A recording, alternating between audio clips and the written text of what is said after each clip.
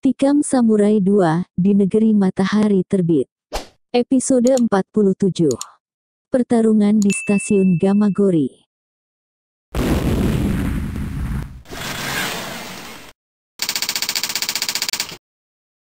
Michiko yang ternyata berpergian sendirian lalu pindah ke tempat si bungsu di depan. Si bungsu membawakan tasnya. Para penumpang pada mengangguk memberi hormat ketika dia lewat di dekat mereka. Si bungsu membalas mengangguk dan tersenyum. Para penumpang saling berbisik. Orang Indonesia. Bukankah itu adalah negeri yang dijajah oleh tentara kita 6 tahun yang lalu, bisik mereka. Kini anak muda dari negeri itu datang menolong 3 penduduk Jepang yang akan dianiaya oleh penduduk Jepang lainnya. Si bungsu meletakkan tas Michiko di rak bagasi di depan mereka. Di sisi ransel lusuhnya, dia menyilahkan Michiko duduk dekat jendela.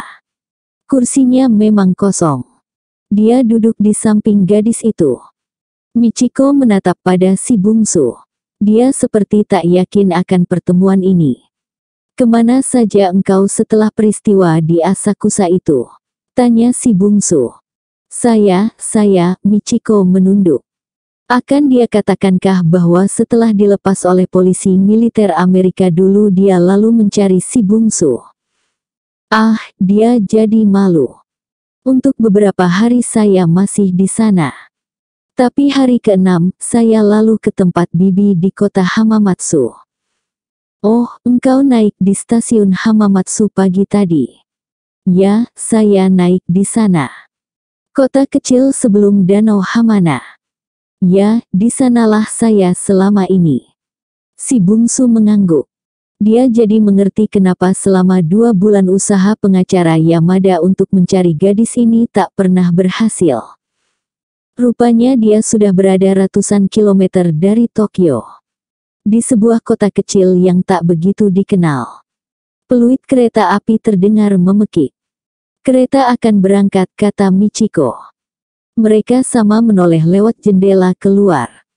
Teluk Atsumi kelihatan indah dalam udara sore yang merah. Burung-burung camar kelihatan terbang berkelompok. Terbang rendah, tiba-tiba seekor menukik terjun ke air. Lalu tiba-tiba membubung ke udara. Itu Teluk Atsumi, kata Michiko perlahan tak kala sebuah sampan nelayan bergerak di puncak ombak dengan layar yang berwarna kuning. Alangkah indahnya, kata si bungsu. Michiko menoleh. Dan tiba-tiba wajahnya berhadapan dengan wajah si bungsu yang tetap melihat ke teluk. Jarak wajah mereka hanya sejengkal. Si bungsu tertegun. Mata Michiko yang hitam bersinar, hidungnya yang mancung dengan anak-anak rambut keluar dari balik penutup kepala yang terbuat dari bulu binatang. Gadis ini adalah salah satu di antara sekian gadis Jepang yang cantik. Mereka bertatapan. Michiko menatap mata si bungsu tepat-tepat. Pemuda ini, bermata hitam dengan sinar yang teguh, beralis tebal dengan rambut yang juga tebal hitam, adalah pemuda asing yang telah 2 kali menyelamatkan dirinya. Dulu, ketika dia selamat dari perkosaan tentara Amerika di Asakusa, seminggu lamanya dia memutari kota Tokyo. Mencari pemuda ini. Dan dengan kecewa dia akhirnya pergi ke tempat bibinya di kota Hamamatsu. Dan di tempat bibinya itu, selama beberapa bulan, dia tak bisa melupakan wajah anak muda ini. Seorang yang berwajah murung, bermata sayu tapi kukuh, berkulit hitam manis yang entah kenapa tak bisa dia lupakan. Kini anak muda itu ada sejengkal di depannya. "Bungsu-san," katanya perlahan dari jarak sejengkal itu, tanpa melepaskan tatapan matanya dari wajah si bungsu. "Michiko-san," jawab si bungsu perlahan. "Terima kasih atas budimu padaku. Di Asakusa dan kini di Gamagori. Tak usah dipikirkan. Masih ingat ketika engkau bertanya tentang kereta yang akan ke Shibuya?" Tentu saja si bungsu ingat. Peristiwa itu terjadi di daerah Ginza. Dia akan mencari Kenji ke Shibuya. Dan dia bertanya pada seorang gadis kereta mana yang akan menuju Shibuya. Gadis itu tak segera menjawab, melainkan menatap dahulu pada dirinya. Ketika itu diketahuinya bahwa pemuda yang bertanya itu adalah orang asing, yang nampaknya dari Malaya atau Filipina atau Indonesia. Dia lalu membuang muka dan melanjutkan perjalanan tanpa menjawab pertanyaannya. Dan 2 hari setelah itu, ternyata gadis itu diselamatkan di Asakusa. "Masih ingat?" tanya Michiko. Tanpa memindahkan tatapan matanya dari mata Michiko, si bungsu mengangguk dan tersenyum kecil. "Saya menyesal, maafkan saya bungsu-san," Michiko berkata perlahan. Di sudut matanya ada air menggenang. Bungsu tersenyum dan berkata lembut, "Jangan dipikirkan. Lupakanlah." Tiba-tiba Michiko menyandarkan kepalanya ke bahu si bungsu. Bungsu jadi gugup dan berdebar. "Tenanglah," katanya sambil memegang rambut Michiko yang keluar dari balik topi bulu binatangnya. Perlahan Michiko mengangkat wajahnya kembali. Mereka bertatapan lagi. Perlahan si bungsu menghapus air mata di pipi Michiko dengan jari-jari tangannya. "Domo arigato," kata Michiko. "Lihatlah keluar sana, indah sekali." "Negerimu sangat indah," kata si bungsu. Michiko menoleh keluar. Kemudian menoleh lagi pada si bungsu. Dia tersenyum. "Belum juga berangkat kereta ini?" tanya si bungsu. "Ya, biasanya sudah berangkat," jawab Michiko. Ucapan mereka baru saja habis tatkala kondektur dengan wajah pucat datang bergegas pada mereka. "Larilah, mereka datang." Kondektur itu bicara gugup pada si bungsu. Si bungsu dapat segera menebak bahwa yang datang itu adalah komplotan lelaki tadi yang kalau tak salah dengar ada penumpang yang bilang bahwa mereka dari komplotan Kumagai Gumi. Michiko jadi pucat. Penumpang yang lain juga pada panik. Namun belum satu pun yang sempat mereka perbuat ketika 4 lelaki berwajah tak menyedapkan naik ke kereta api itu. Dan langsung ke gerbong di mana si bungsu dan Michiko duduk. Keempat lelaki itu tiba-tiba saja sudah tegak di gang di depan si bungsu. Satu di antaranya adalah yang kurus seperti jai langkung. Yang giginya rontok 2 buah digetok hulu samurai si bungsu tadi. "Dialah jahanam itu," kata lelaki tersebut dengan suaranya yang mirip suara gagak. Seorang lelaki bertubuh sedang, dengan samurai di tangan kiri, bermata sipit berambut gondrong, yang nampaknya bos di antara yang 4 orang itu, menatap dengan mengerenyitkan matanya pada si bungsu. "Dia?" tanyanya dengan nada tak percaya. Sementara mulutnya masih tetap kemat-kemot mengunyah sesuatu. "Ya, dialah anjing itu," pekik si kurus. Michiko memegang tangan si bungsu. Memegang tangan kirinya. Sementara keempat bajingan itu berada di sebelah kanan mereka. "Hei kau, berdiri," perintah lelaki itu.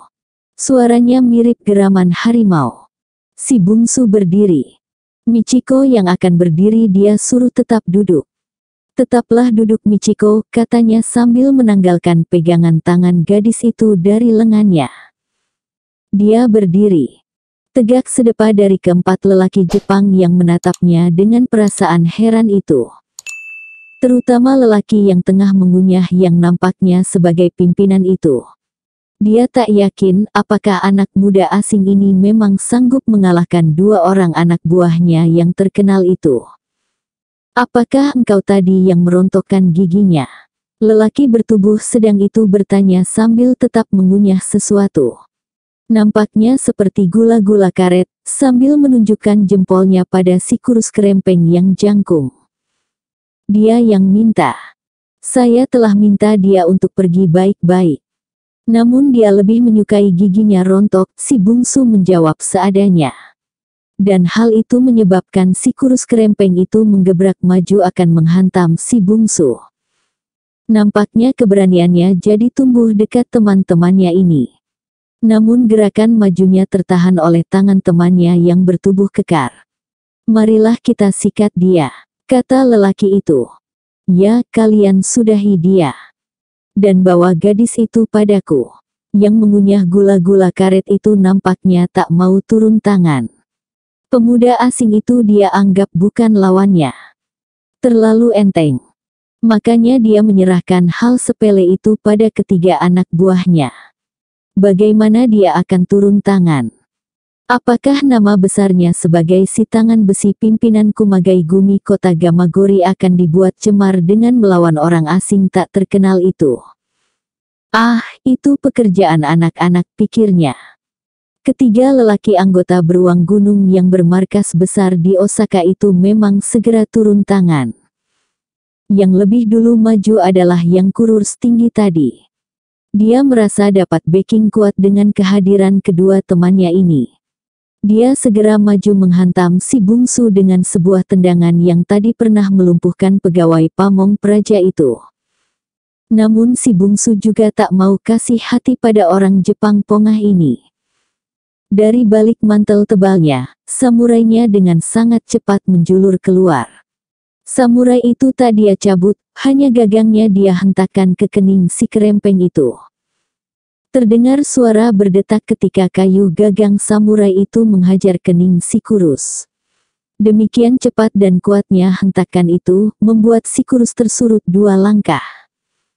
Dan keningnya kini tak hanya bengkak seperti tadi, tapi juga berdarah. Dan samurai itu kini dipegang dengan tangan kirinya di luar mantel tebalnya oleh si bungsu. Dia melangkah. Ketiga Jepang itu mundur dengan kaget. Si bungsu menoleh pada Michiko. "Tenanglah di sana, saya akan kembali." Berkata begini dia melangkah lagi. Ketiga Jepang anggota beruang gunung itu mundur terus. Akhirnya mereka terpepet ke pintu. Salah seorang tiba-tiba maju sambil mencabut samurai. Tapi Jepang ini sungguh bernasib malang. Dia memang sudah lama belajar samurai. Tapi orang dia hadapi adalah malaikatnya samurai. Samurai baru terangkat sedikit ketika dia rasakan perutnya pedih bukan main. Ayunan samurainya terhenti. Dia melihat ke bawah. Dan wajahnya jadi pucat. Pucat karena kaget dan malu. Celananya telah dibabat putus oleh samurai anak muda itu persis di bawah pusatnya. Celananya terluncur ke bawah. Dan perutnya berdarah. Dan darahnya mengalir hingga ke bawah. Dia lari turun ke jalan. Si bungsu maju terus. Dan kini mereka tegak di bawah, di depan stasiun kecil di kota Gamagori itu. Pimpinan mereka tadi, yang telah turun lebih duluan merasa kaget melihat anak buahnya belum juga berhasil menyudahi orang asing ingusan itu. Peristiwa itu tentu saja menarik penduduk yang memenuhi stasiun tersebut. Mereka secara otomatis membuat lingkaran yang amat lebar. Angin bersuit panjang membawa udara musim dingin yang menusuk tulang. Kini dia telah dikepung oleh 4 orang. Penduduk hanya melihat dari kejauhan. Ada seorang polisi dengan pistol di tangan yang menyeruak di antara kerumunan orang ramai. "Hentikan semua!" Bentakannya terhenti tak kala dia melihat siapa yang sedang mengepung seorang asing itu. "Oh, Gleb Bluff." Mulutnya berkomat kami tak menentu. Dan akhirnya dia menyuruk lagi ke dalam kerumunan orang ramai itu. Yang dia bentak sebentar ini adalah kepala bandit kelompok Kumagai Gumi. Niat hatinya tadi ingin dianggap pahlawan oleh orang banyak. Karena berhasil mengatasi sebuah kericuhan. Tapi kini nyalinya jadi ciut. Dan dia harus menelan pil pahit tak kala penduduk mengejeknya.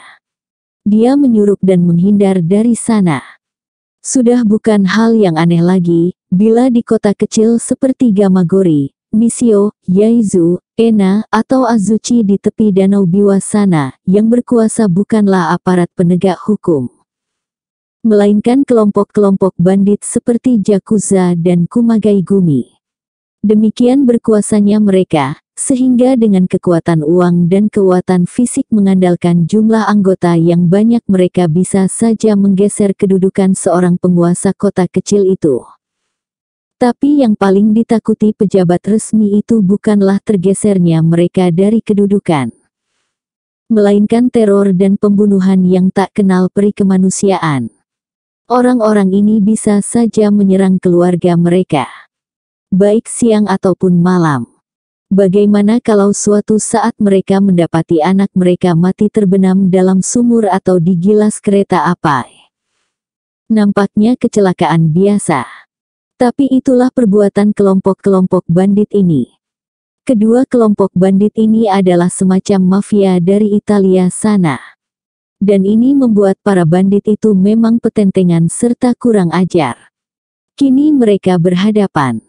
Si kurus kembali menyerang pertama kali di depan stasiun itu dengan samurainya. Dia maju dengan menghayun 3 langkah ke depan dan tiba-tiba melangkah ke kanan dengan cepat sambil memancung ke arah si bungsu. Dan pada saat yang sama, ketiga lelaki lainnya membabat dari 3 penjuru. Peluit kereta berbunyi. Ini adalah kesempatan bagi si masinis untuk berangkat. Roda kereta mulai bergerak. Michiko tertegak. "Bungsu San," himbaunya sambil menjulurkan kepala ke jendela. Dan saat itulah tangan kanan si bungsu bekerja. Entah bagaimana caranya, entah dari mana mulanya, entah siapa yang lebih dahulu. Semua terjadi demikian cepat. Bahkan orang-orang yang menatap dengan diam pun tak bisa melihat bagaimana kejadian itu berlangsung satu demi satu. Yang jelas, si kurus tinggi yang memulai serangan itu, robek rusuk kanannya yang terangkat bersama samurai. Yang tadi luka di bawah pusarnya, kena hantam lagi tentang lukanya itu. Perutnya terbosai keluar. Yang satu lagi kena pancung lehernya. Jakunnya putus. Dan darah menyembur dari sana. Dan terakhir, kepala bandit itu, yang bergelar si tangan besi, tersate di ujung samurai si bungsu.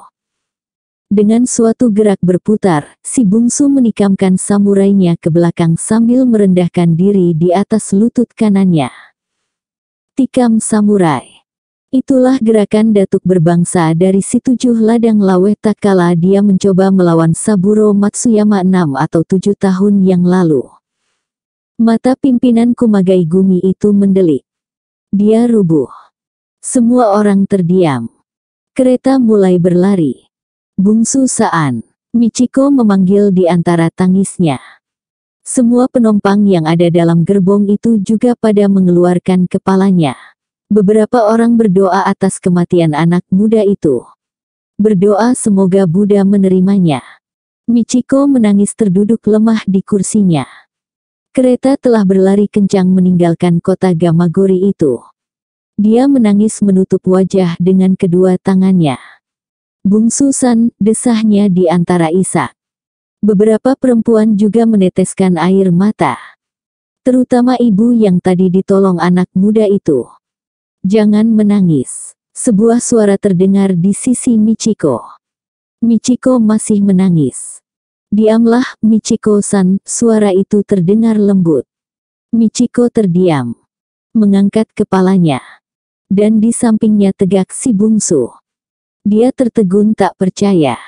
"Saya berjanji akan kembali kemari bukan?" kata si bungsu tersenyum lembut. Dan tiba-tiba Michiko menghambur ke pelukannya. "Oh, Bungsu San, oh, Bungsu San, saya khawatir engkau dicelakai keempat orang itu." "Tidak, mereka ternyata orang baik-baik. Saya mereka suruh naik ke kereta ini," kata si bungsu. Para penumpang menatap mereka dengan bahagia. Ternyata si bungsu berhasil naik ke kereta yang sedang berjalan itu di saat yang tepat. Meninggalkan 4 mayat anggota Kumagai Gumi itu malang melintang di depan stasiun kota kecil Gamagori. Si bungsu membawa Michiko duduk. Gadis itu menyandarkan terus kepalanya ke bahu si bungsu. Dan tangan si bungsu memeluk tubuh Michiko. Kereta api itu berjalan menembus dinding senja menuju Nagoya. Michiko benar-benar merasa aman dan bahagia berada di pelukan anak muda Indonesia itu. Tubuhnya yang lelah akhirnya tertidur dalam pelukan si bungsu. Hari telah larut malam ketika dia tersentak bangun. Dia bangun karena lapar. "Lapar?" tanya si bungsu. Michiko tersenyum dan mengangguk. Saya sudah beli roti dan kue pao. Nah, ini diminum dengan sedikit sake. Bisa memanaskan badan. Michiko lalu makan roti tersebut. Roti dari bar kereta api itu masih mengepul asapnya. Panas dan nikmat. Engkau akan kemana? Tanya si bungsu ketika Michiko selesai makan. Saya akan ke Kyoto, bungsu-san akan kemana? Saya juga akan ke sana. Saya gembira kita setujuan, kata Michiko. Di Kyoto di mana bungsu-san menginap? Saya tak tahu. Saya baru pertama kali ke sana. Kalau begitu menginap di rumah saja. Rumah kami besar dan penghuninya tak berapa orang. Ayah akan gembira sekali kalau bungsu-san datang ke sana. Terima kasih undanganmu Michiko-san. Saya lihatlah nanti bagaimana baiknya. Saya ke sana juga mencari seorang teman. Di mana dia tinggal? Saya tahu seluruh kota Kyoto. Saya tinggal di sana selama 3 tahun sebelum melanjutkan sekolah ke Universitas Tokyo tahun lalu, barangkali saya bisa menunjukkan alamatnya. Baik-baik. Nanti sesampai di Kyoto saya akan minta tolong padamu. Nah, tambah lagi minumnya. Tidak, terima kasih. Kereta meluncur terus. Mereka terlibat dalam pembicaraan tentang Tokyo. Tentang Kyoto. Bungsu-san, apa bedanya antara negerimu dengan negeriku? Banyak. Di negeri kami tak ada musim dingin. Tak ada musim bunga atau musim gugur. Di sana matahari bersinar terus sepanjang tahun. Oh, alangkah indah dan senangnya hidup di sana. Apakah di sana juga ada danau, gunung dan laut seperti di sini? Engkau tak pernah melihatnya di peta dalam sekolah. Michiko tersenyum. Kemudian dengan manja menyandarkan kepalanya ke bahu si bungsu. Saya sudah melihatnya dalam peta. Tapi saya ingin mendengarnya dari mulutmu. Ceritalah yang banyak bungsu-san. Ceritalah tentang negerimu. Tentang dirimu. Tentang apa saja. Juga tentang bangsamu yang menjajah dan memperkosa negeriku. Hampir saja pertanyaan itu melompat dari mulut si bungsu. Untung dia segera dapat menahan diri. Dia sadar, gadis ini tak ada sangkut pautnya dengan fasisme militer yang menjajah negerinya. Saya takkan bercerita, saya akan menyanyi. Engkau mau mendengarkan nyanyiku? Tanyanya sambil memeluk bahu Michiko. Gadis itu bangkit dari bahu si bungsu. Menatap wajahnya dengan pandangan berbinar. Ya, saya suka. Menyanyilah bungsu-san, katanya gembira dan kembali dia merebahkan kepalanya ke bahu si bungsu. Si bungsu memeluk bahu gadis itu dan mulai batuk-batuk kecil mengatur suara. Dan dia mulai menyanyi dengan suaranya yang berat dan lembut. Meskipun turun hujan, saya akan pergi. Jangan menangis. Jangan lupakan saya. Selamat tinggal. Michiko mengangkat kepalanya begitu lagu itu berakhir. Menatap anak muda itu tepat-tepat. Anata wa nippon no uta o shite imasu, Anda mengetahui lagu Jepang, kata Michiko heran. Hai, sukoshi dekimasu, ya, mengetahui sedikit. Itu lagu yang sangat mengharukan. Lagu perpisahan antara dua kekasih. Di mana Anda belajar? Saya belajar dari seorang sahabat. Seorang pelaut. Kami sekapal dari Singapura ke Tokyo.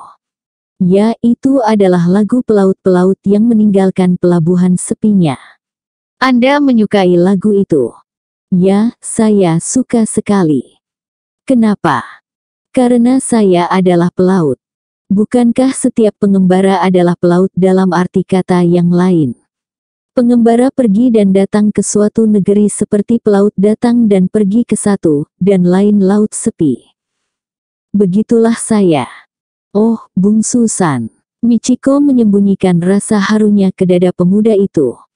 Si bungsu memeluk bahu gadis itu kembali. Tanpa dia ketahui, air mata gadis itu mengalir di pipi. Pemuda itu menyanyikan lagu sepi dan mengucapkan selamat tinggal. Dan Michiko merasa bahwa lagu itu ditujukan untuk dirinya. Dengan halus si bungsu tadi telah menolak untuk menginap di rumahnya. Bukankah itu isyarat bahwa pemuda itu tak lagi akan bertemu dengannya? Bersambung ke episode 48.